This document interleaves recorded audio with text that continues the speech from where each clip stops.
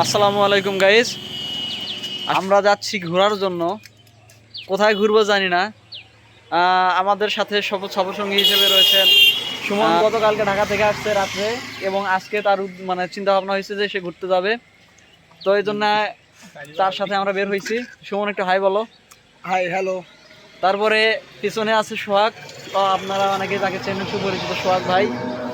এর আগে আপনারা আমার স্টেজে অনেকে তাকে দেখেছেন। সোহাগ ভাই, আমাদের পরিচিত সোহাগ ভাই। এবং আমার সাথে আছে আমার অতি স্নেহের চাচ্চু মেহেদুল।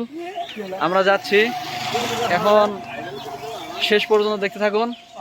আমাদের উদ্দেশ্য হলো আমরা যাব এখান থেকে একটা নদীর পাড়ে গিয়ে আমরা একটা মানে গান করবো আর কি, নাশিদ যেটাকে বলা হয়। দেখা যাক, সাথে থাকুন। গাড়ি ছুটছে তার নিজের গতিতে। ড্রাইভিংয়ে আছে আমাদের চাচ্চু মেহেদুল। গাড়ি তার নিজের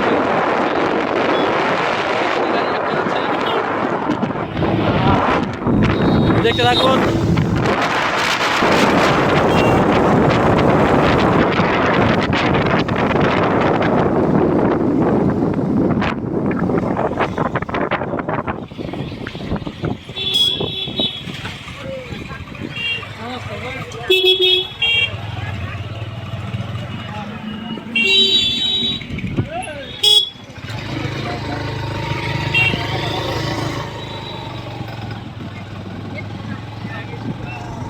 আমরা কাটামোড় অতিক্রম করলাম, এখন যাচ্ছি নদীর উদ্দেশ্যে। দেখি কোথায় নদী মেলে।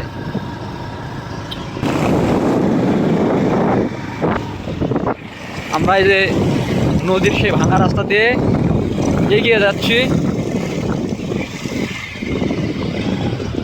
অতি পরিচিত রাস্তা। আমাদের আরেকটা গাড়ি আছে, ওই যে। কেমন লাগছে? ফাইনালি আমরা সাহেবগঞ্জ বাজারে চলে আসছি। এই যে কি নিচ্ছ মামা? বাদাম দিবা না? এটা কথা হলো। নদীর ঘাটে চলে আসছি। নদীর ঘাটে অলরেডি চলে আসছি। দেখেন, সুমন আছে আমাদের সাথে। আমরা দেখেছিলাম আমরা প্রথমে যখন আসছিলাম তখন এর থেকে অনেক সামনের দিকে দেখেছিলাম, কিন্তু দেখা যাচ্ছে যে এবার আসার পর অনেকখানি ভেঙে গিয়েছে। নদীটা ভেঙে একেবারে অনেকখানি চলে আসছে। দেখেন, কাশফুল আসলে মনোমুগ্ধকর একটা বিষয়। বিশেষ করে আমরা যারা গ্রামে থাকি, গ্রামের মানুষদের জন্য এটা অনেক বিশাল একটা বিষয়। ঠিক আছে, যাই হোক, কোথায় বন্ধুরা, কোথায় তোমরা আসো।